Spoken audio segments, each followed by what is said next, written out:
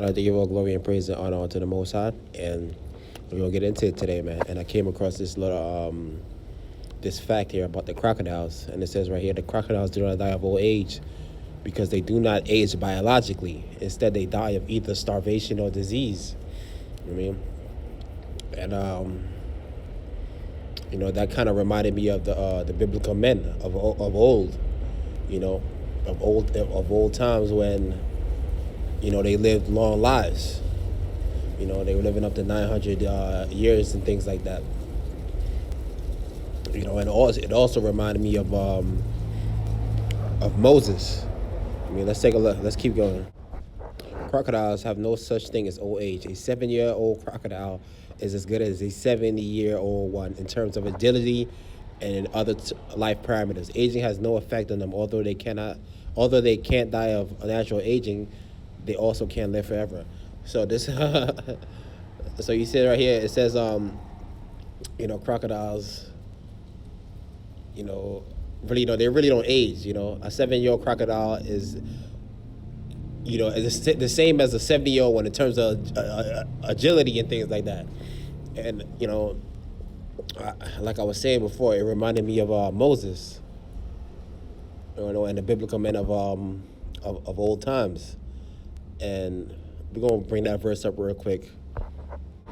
Deuteronomy chapter 34, verse 7. And Moses was 120 years old when he died, and his eye was not dim, nor his natural force abated, man. So this is what it, I was talking about when it said it reminded me of Moses and the biblical men of old. So Moses was 120 years old when he died, man. And it's saying, like, look, he still had his strength, man. He was still strong as an ox. His natural force wasn't abated. So that means he could probably run as fast as Usain Bolt still. You know what I mean? Still had his full strength like a UFC fighter like John Jones or something. He'll still whoop your ass at 120 years old, man. So that would kind of reminded me of when I seen that those facts about the crocodiles. So you see there's evidence.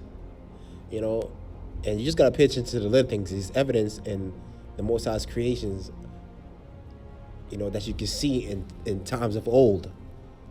Like people say, oh, that's impossible. No, these things did happen, man. But you just gotta pay attention to the little things, man. And that, and that also got me to thinking about the mighty men of the scriptures, man. For example, when you look at when you think about Abraham, a lot of people, we probably think of Abraham as this old little feeble man, but no, Abraham probably wasn't. He wasn't no old feeble dude, man. Let's see. Abraham probably looked something like this in terms of, physical features, maybe. Because remember when Lot got into trouble, he had to go gird up his loins and save him, man. He went with 300 plus of his men, to go save Lot, and put a lot of men to death. So when we think of Abraham, we a lot of times we think of him, at these old feeble guys, man. Nah, man, this is probably what, he looks like in terms of like, physical abilities or something like that, Let's keep going, man. Even somebody like Samson, man. I personally don't even think Samson was, this cock diesel dude, like we envision him, man. Samson was probably like a skinny dude with braids, man. I'm telling you, the Most High got a sense of humor like that. That's why everybody was just inquiring, like, hey, where do you get your strength from, man? How's this dude so strong? He probably was just like a regular sized dude, man. And the Most High gave him his power, to be that mighty man that he was. So this got me thinking about the biblical men of old, man. And how mighty they were. So we're going to get into that real quick, man. And we're going to show you, how these guys was moving back then, man. So, man, these guys had spiritual power, man, from the Most High. 1 Samuel chapter 17, 34 through 36. And David said unto Saul, thy servant kept his father's sheep, And there came a lion and a bear and took a lamb out of the flock, man. And I went out after him and smote him, man. How many people will go out after a lion and a bear and kill them if they see him? Most people, when they see a lion and a lion or a bear or something like that, they run in the opposite direction. They go in their house, man. So David went after, this lion and this bear and killed them, man. Mighty men of old, man. So when I went out after him and smote him and delivered it out of his mouth, and when he arose against me, I caught him by his beard and smote him and slew him. Thy servant slew both the lion and the bear, and this uncircumcised Philistine shall be as one of them, seeing he hath defied the armies of the living God, man. He's talking about, oh man, I forgot that. Goliath, man. You know what I mean? Yeah, this is when he was about to go up against Goliath. He was trying to convince Saul, like, look, man, I killed the lion and the bear in my youth, man. How many people could go after a lion and a bear in their youth? I mean, most people, like you said, you see a lion and a bear, you running in the opposite direction, man. These are men of a different caliber, man. It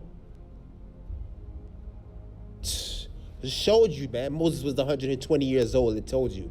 And he was still strong as an ox. Moses probably could still, slay a whole bunch of men, at his age. Like I said, he's probably could run fast as Usain Bolt still. These are different caliber type of men, man. Let's keep going, man. So we in the book of 2 Samuel, chapter 1, verse 19. And let's paint the picture real quick. This is, around the time where, Saul and Jonathan had died, and the Amalekite came and delivered the news to David, man. And David right here is verse 19. It says, the beauty of Israel is slain upon the high places. How are the mighty fallen, man? Now, just picture this, man. David's inquired how the mighty are fallen, man. Now, let's just say, okay, let's rewind back to like 1948, World War II or something like that. Your son or your daughter goes off to war. It's not a high life expectancy back then. Or I should say that the life expectancy is pretty low of them returning. And let's say they do die. A normal, parent is going to ask, well, how did my son die? How my son or my daughter die? They were like, oh, he got shot. Oh, he was blown up, And they're going to be like, okay, all right. So, but this is not how David is inquiring, about, Saul and Jonathan, man. He's distraught. Why? Because they don't lose. They don't lose battles, man. These were mighty men of war. So this is, I just want you to, think about how he's inquiring. How, like, he's baffled. Like, yo, how did they die, man? They can't die. These guys are like Superman. These guys are like the Terminator. This is how he's coming. This is how he's asking right now. He's questioning himself. Like, yo, how are the mighty fallen? Let's go. The beauty of Israel is slain upon the high places. How are the mighty fallen, man? How? It's impossible for them to die, man. Tell it not in Gath. Publish it not in the streets of Ashkelon, lest the daughters of the Philistines rejoice, lest the daughters of the circumcised triumph. Ye mountains of Gibeah, let there be no dew, neither let there be rain upon you, nor fields of offerings, for the seal of the mighty is vilely cast away, the seal of Saul, as though he had not been anointed with oil. From the blood of the slain, from the fat of the mighty, the bow of Jonathan turn not back, and the sword of Saul return not empty, man. The bow of Jonathan turned not back, and the sword of Saul returned not empty. What does that mean? When they went to war, they were killing men, man. These guys didn't play when it came to war, man.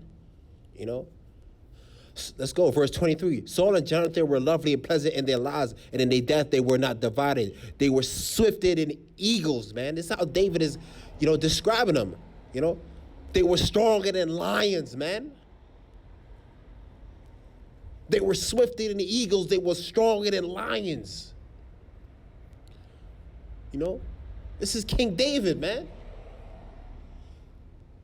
You know, this is also a man of war, man. He has that characteristic, man. You know, in the Bible, you know, the scripture says he's a man after the Most High's heart, and in scriptures he said the Lord is a man of war. You know, it also says King David is a man of war too.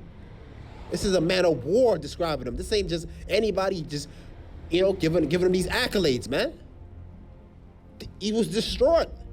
These are weapons of war. These are mighty men. Ye daughters of Israel, weep over Saul, who had clothed you in scarlet, with other delights, who put on ornaments of gold upon your apparel. Verse 25, this is him again. How are the mighty fallen in the midst of battle? O Jonathan, thou wast slain in thy high places, man. How are the mighty fallen, man? You know, these are different type of men back then, man. I am distressed for thee, thy brother Jonathan. Very pleasant thou hast been unto me. Thy love to me was wonderful, passing the love of women, man. You mean? Oh man, I mean, that means he was such a good friend to him, you know, and catered to him, you know, more than a woman could ever love him, man. You know, that's the kind of, like, he's describing the type of, you know, friendship they had. You know, how are the mighty fallen, and the weapons of war perished, man. That's what he said, man. That's how he described it, man. I mean, the weapons of war perish. These are weapons of war. I mean, swifter than eagles, stronger than lions. How are the mighty fallen in the midst of battle, man? This is what he's trying to. I mean, this is what he's trying to portray. You know, like, damn, how they die, man? They can't die. You know, it wasn't the fact that, you know, they just died. It was like, how? Who killed them? I mean, these are not ordinary men that could just fall in battle, man. I mean, like I said, I made that comparison with the World War II. Like, hey, you know, your son died. You accept it. I mean, you're not gonna be like, wow, like they're invincible men. No. But this is how David was destroyed, and when it happened, because these men were invincible, man. Oh man, they were like supermen. How would the mighty fallen and the weapons of war perish? Let's keep going, man. So right here, this is the book of Joshua, chapter 34, and I'm not gonna read the whole thing. I'm just gonna read the highlighted parts. I'm gonna just summarize real quick. This is around the time when their sister Dinah got raped by those Canaanites in Shechem.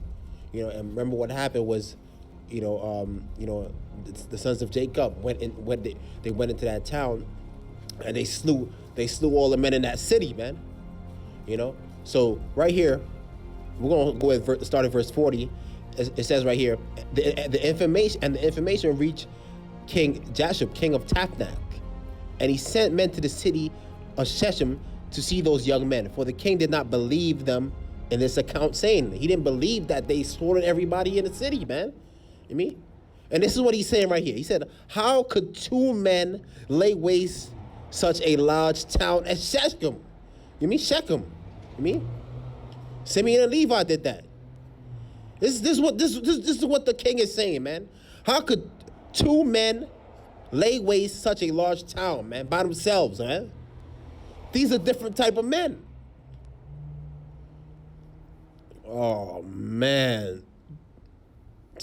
Let's go down to verse 42. I'm gonna skip that.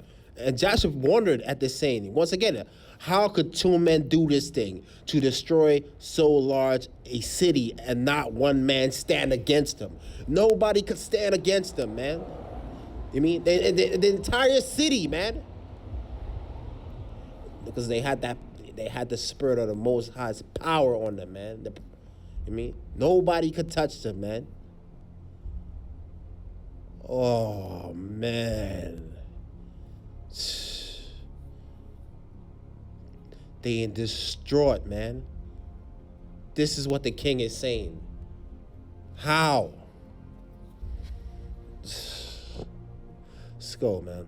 Jeremiah 51:20. Thou art my battle axe and weapons of war. For with thee I will break in pieces the nations and will destroy kingdoms. And with thee I will destroy kingdoms, man. So that's who Israel is, man. It's battle axes and weapons of war, man. I mean, that's what these men were, man. They were, you know what I mean? That's what David described them as. I mean, weapons of war, man. Mighty men of renown. Oh, man. You know? Even when you read the book of Joshua, it tells you that, Judah could break, he could crush boulders. With his hands, man. They were on a different level, man, back then. These weren't regular men. Oh, man. 2 Samuel chapter 2, verse 8. This is talking about David's mighty men, man. You can see what what he's dealing with here, man. These be the names of the mighty men whom David had, the Tachmonite that sat in the seat, chief among the captains. The same also was Adino the Ezonite. He lifted up his spear against 800 men, whom he slew at one time, man. 800 men who he slew at one time. Y'all niggas ain't ready, man. Ain't ready to come back to this, man. This is why I want to keep selling out, man. After him was Eleazar, the son of Dodo, the Ahohite, one of three of mighty men with David, when he defied the Philistines that were there, gathered together to battle, and the men of Israel were going away. He arose and smote the Philistines until his hand was weary, and his hand clave to the sword, man. His hand clave to the sword. You know what I mean? It stuck to that joint, man. And the Lord brought a great victory that day, and the people returned after him only to spoil, man. Yeah, they came after the battle was done to take the spoils, man. And after him was Shemaiah, the son of Agi, the Harite, and the Philistines were gathered together in a troop, where there was a piece of ground full of lentils, and the people fled from the Philistines. But he stood in the midst of the ground and defended it and slew the Philistines, and the Lord brought a great victory. And 3 of the 30 chief went down and came to David in the harvest time unto the cave of Adullam, and the troop of the Philistines pitched in the valley of Raphan. Oh, man. And David was then in hold and garrison, and the garrison of the Philistines was in Bethlehem. And David longed and said, oh, that one would give me drink of water of the well of Bethlehem, which is by the gate. And 3 of the mighty men brake through the host of the Philistines and drew water out of the well of Bethlehem that was by the gate, and took it and brought it to David. Nevertheless, he would not drink it, and poured it out unto the Lord, man. Oh, man. So this is probably when David was on a run from Saul, and he was hiding in the cave. And his men came, to see him. And he said, man, he's like, oh, man, I wish I could get a drink of water from the well of Bethlehem. So his men heard what he said. You know what I mean? And 3 of these mighty men broke through the rank, the borders of the Philistine. You know what I mean? Probably fought those men, killed those men to get him a drink of water, man. And David was like, nah, man, I can't. He said right here, nevertheless, he would not drink it thereof, and poured it out. He poured it out as an offering, man. He's like, man, I can't accept this, man. You know what I mean? You guys went above and beyond. You know what I mean? Just give it to the Most High.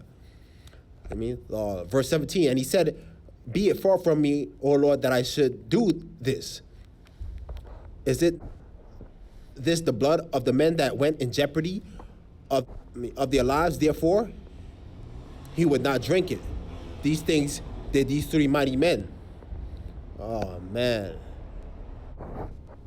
And Abishai, the brother of Joab, the son of Zeruiah, was chief among 3. He lifted up his spear against 300 men and slew them, and had a name among thee, man.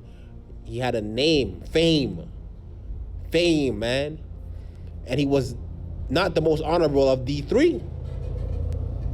Therefore he was their captain, howbeit he attained not unto the first 3. And Benaiah, son of Jehoiada, the son of a valiant man of Kabzeel, who had done many acts. He slew 2 lion-like men of Moab. He went down and slew a lion in the midst of a pit in the time of snow, man. It's another man that slew a lion, man. You know what I mean? And he slew an Egyptian, a goodly man. And the Egyptian had a spear in his hand, but he went down to him with staff and plucked the spear out of the Egyptian's hand and slew him with his own spear, man. Took his own spear, man, and slew him with it, man. I mean, these were famous. These weren't just ordinary men that were going up against, man. He said a goodly man. This was a man, you know, that was renowned. He was known, you know. And these guys was whooping their ass, man. Oh, man. I'm going to stop right there, man. So, I mean, it's just, you know, I love reading about, you know, the mighty men of old and what they did, man. You know, and how they fought and things like that. I mean, because a lot of times you read the Bible, you know, you tend to, you know, you see that these guys are soft. You know, that's what that, you know, and all forgiving and things like that all the time. No, it wasn't all like that, man. I mean, these were men of war, man. You know, these were men of war, but they had balance to them, man. It wasn't all about, I mean, being carnal all the time. You know, it was a time to pray, worship, and then there was a time to fight. You know? Oh, man. But yeah, man. You know, just reading about, you know, those facts about the crocodile and how, you know, it can live, it can live up to those, you know, that length of time and still move with that agility. Like I said, it reminded me of, you know, these men in the Bible, man, of old. So I just wanted to do this video, man. Hopefully this was edifying. And all praises to the Most High, man. Oh, man.